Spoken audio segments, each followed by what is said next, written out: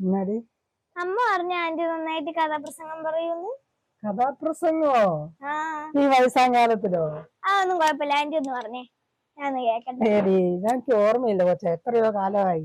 അതൊന്നും കുഴപ്പമില്ല, തെറ്റിയാലും കുഴപ്പമില്ല. പണ്ട് പഠിക്കുന്ന കാലത്തൊക്കെ പറഞ്ഞതല്ലേ. ഒന്നും കുഴപ്പമില്ലെന്നേ പറ. ഇപ്പൊ ഓർത്തെടുക്കണല്ലോടി. എന്നാ നോക്കാം. മിണ്ടല്ലോ കേട്ടോ, മിണ്ടാതിരിക്കണേ, ഞാൻ പറഞ്ഞു നോക്കാതെ. തെറ്റിപ്പോയി നീ എന്നെ ഒന്നും പറഞ്ഞേക്കല്ലേ. ഇല്ല. ഉണരുക നവയുഗ ചൈതന്യത്തിൻ കതിരുകളെ, പൊൻകതിരുകളെ, പുതുദീപങ്ങൾ കൊളുത്തുക നീളെ, അറിവിൻ കൈത്തിരി തെളിയട്ടെ. സഹൃദയരെ, കലാസ്നേഹികളെ, ഗൈകയല്ല കലാകാരിയല്ല ഞാൻ, കേവലം ഞാനൊരു കൊച്ചു വീട്ടമ്മ. തെറ്റുകൾ വല്ലതും വന്നിടാമിക്കതേ, കുറ്റപ്പെടുത്തല്ലേ സോദരങ്ങളെ. എന്റെ കഥയുടെ പേര് സ്വർഗത്തിലേക്ക്. ഈ കഥ നടന്നത് ഇപ്പോഴൊന്നുമല്ല, ഈ നൂറ്റാണ്ടിൽ തന്നെയാണ്.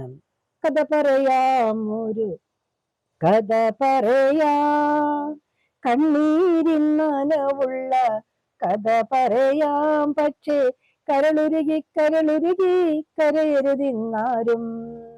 ഈ കഥ നടന്നത് ഈ നൂറ്റാണ്ടിൽ തന്നെയാണ്. ഇന്ന് വിദ്യാഭ്യാസമുള്ളവരുണ്ടോ? ഇന്ന് സ്ഥിതി എന്താണ്? ചന്ദ്രനിൽ പോയവർ ചൊവ്വയിൽ കണ്ണുള്ളോ? പേരിലും നീളത്തിൽ ഡിഗ്രിയുള്ളോ? അതെ, പാശ്ചാത്യ വിദ്യാഭ്യാസ സമിതികളായ നമുക്ക് അച്ഛനും അമ്മയും പോയി ഡാഡിയും മമ്മിയുമായി മാറിയ കാലഘട്ടം. തന്റെ പൊന്നമ്മനുകളെ ഉന്നത വിദ്യാഭ്യാസം നടത്തുവാൻ വേണ്ടി നെട്ടോട്ടം ഓടുന്ന മാതാപിതാക്കൾ ശ്രദ്ധിക്കപ്പെടാതെ ചില വസ്തുതകളിലേക്ക് നിങ്ങളുടെ ശ്രദ്ധ ഞാൻ തിരിക്കട്ടെ. അതാ അങ്ങോട്ട് നോക്കൂ. ഉണ്ടകൻ പാടത്ത് ചുറ്റി നടക്കുന്ന നീണ്ടു വളഞ്ഞൊരു മുത്തച്ഛൻ, വടിയില്ല കൂടെയില്ല മുത്തച്ഛനിത്തിരി, മഴ നനഞ്ഞാലും കുഴപ്പമില്ല. അതെ, അതാണ് നമ്മുടെ കഥാനായകനായ അപ്പുമോന് മുത്തച്ഛൻ. അപ്പുമോന് മുത്തച്ഛനെ കുറിച്ച് പറയുകയാണെങ്കിൽ ഏറെ പറയുവാനുണ്ട്. കഥകൾ പറയും മുത്തച്ഛൻ, ആന കളിക്കും മുത്തച്ഛൻ, മുറുക്കാൻ ചൊല്ലം മടിയിൽ വെച്ച് നീട്ടിത്തുപ്പും മുത്തച്ഛൻ. അതെ, തന്റെ പൊന്നാമനകളെ മടിയിലിരുത്തി കഥകൾ പറയുവാനും മുതുകിലേറ്റി ആന കളിപ്പിക്കാനും മുത്തച്ഛൻ മിടുക്കനായിരുന്നു. അങ്ങനെ ഇരിക്കെ പെട്ടെന്നൊരു ദിവസം മുത്തച്ഛൻ മൂകനായി. അപ്പുവിന്റെ അമ്മ കരച്ചിലായി. മുറ്റത്തും കുമ്മറത്തിണ്ണയിലും തെക്കിനിക്കുള്ളിലും തേങ്ങലോടെ മുത്തച്ഛനെ അവർ ശുദ്ധമാക്കി. അതെ, 4-5 പേർ ചേർന്ന് മുത്തച്ഛനെ എണ്ണ തേച്ച് കുളിപ്പിച്ച് തെക്കേമാവിൻ ചുടൊരുക്കിയിരിക്കുന്ന ചിതയിൽ കൊണ്ടുപോയി കിടത്തി. അപ്പുവിന്റെ അച്ഛൻ ചിതയിലേക്ക് നെയ്യൊഴിച്ച് ചിതയ്ക്ക് തീ കൊളുത്തി. തീ ആളിക്കത്തി. ഉത്തരം കിട്ടാത്ത 100 ചോദ്യങ്ങളുമായി അപ്പുമോൻ ഉറങ്ങാൻ കിടന്നു. നേരം പരവര വെട്ടം വെച്ചപ്പോൾ അപ്പുമോൻ ഓടി തെക്കേമാവിൻ ചൂട്ടിലെത്തി. അവനൊന്നും മനസ്സിലായില്ല, ഒരുപിടി ചാരം മാത്രം. അവൻ അടുക്കളയിലേക്ക് ഓടി. 5 വയസ്സിനിളം ചിരിയിൽ കൊഞ്ചിക്കുഴയും കളമൊഴിയും അമ്മയോടപ്പുവും ചോദിക്കുന്നു, അമ്മേ എൻ മുത്തച്ഛൻ എങ്ങു പോയി? അമ്മേ പറയൂ അമ്മേ, എന്റെ മുത്തച്ഛൻ എവിടെ പോയി? മുത്തച്ഛൻ സ്വർഗത്തിൽ പോയി മോനെ. ആളിക്കത്തുന്ന തീയിനുള്ളിൽ ആണോ അമ്മേ മുത്തച്ഛൻ സ്വർഗത്തിൽ പോവുക? അമ്മ അലക്ഷ്യമായി ഒന്ന് മൂളുക മാത്രം ചെയ്തു. ദിവസങ്ങളും മാസങ്ങളും കടന്നുപോയി. ഒരു ദിവസം ഉച്ചയൂണിന് ശേഷം അപ്പവും അവന്റെ സഹോദരി അമ്മവും നല്ല കളികളിൽ ഏർപ്പെട്ടിരിക്കുകയായിരുന്നു. പെട്ടെന്ന് ഓർത്തിട്ട് എന്നതുപോലെ കളിക്കിടയിൽ അപ്പുമോൻ അവളോട് ചോദിച്ചു, മോളെ നിനക്ക് സ്വർഗത്തിൽ പോണോ? പോണം. ആ വീട്ടിൽ അപ്പുവിന്റെ അച്ഛൻ ഓഫീസിൽ പോയി, അമ്മ ഉച്ചയുറക്കത്തിലും. ആ വീട്ടിൽ മറ്റാരുമില്ല. അച്ഛനും അമ്മയ്ക്കും 2 മാത്രം, മൂന്നാമതൊന്നിനെ വേണ്ട പോലും. അതെ, അപ്പുമോൻ ഓടി അടുക്കളയിൽ ചെന്നു. അവൻ മണ്ണെണ്ണക്കുപ്പി തിരിച്ചില്ല.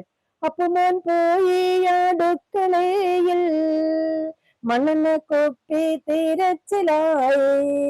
കുപ്പിയിൽ എണ്ണയുമായി വന്നു. അതെ, അവൻ പെട്ടെന്ന് ഓടി വന്ന് കുറച്ച് വിറകുകൾ പെറുക്കി വെച്ച് തന്റെ പൊന്നു പെങ്ങളെ അതിന് മുകളിലേക്ക് കിടത്തി. എന്നിട്ട് മണ്ണെണ്ണ ഒഴിച്ച് അതിന് തീ കൊളുത്തി. അടയ്ക്കൂ കൺപോളകളെ, നിഷ്ഠുരമായ തീയേ നീ അടങ്ങൂ എന്ന് കരിങ്കൽ ഭിത്തികൾ പോലും തേങ്ങി തേങ്ങി കരഞ്ഞു. എന്നാൽ അപ്പുവിനോ? സ്വർഗത്തിൽ പോയല്ലോ പൊന്നുപെങ്ങൾ, സ്വർഗത്തിൽ പോയല്ലോ പൊന്നുപെങ്ങൾ.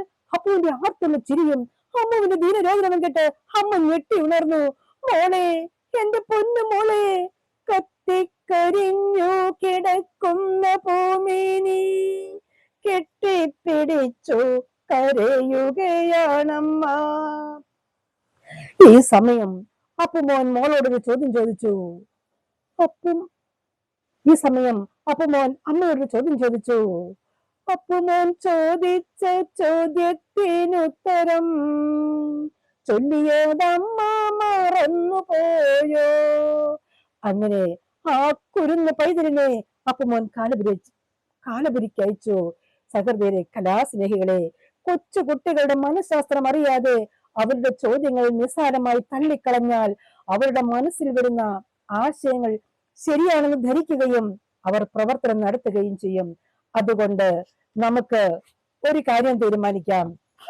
നമ്മുടെ മക്കൾക്ക് നല്ലത് പറഞ്ഞു കൊടുക്കാൻ, നന്മയിൽ വളർത്താൻ, നമ്മുടെ കുഞ്ഞുങ്ങളെ നമുക്ക് നല്ല വാഗ്ദാനങ്ങളായി വളർത്തിക്കൊണ്ടുവരുവാൻ നമുക്ക് പരിശ്രമിക്കാം.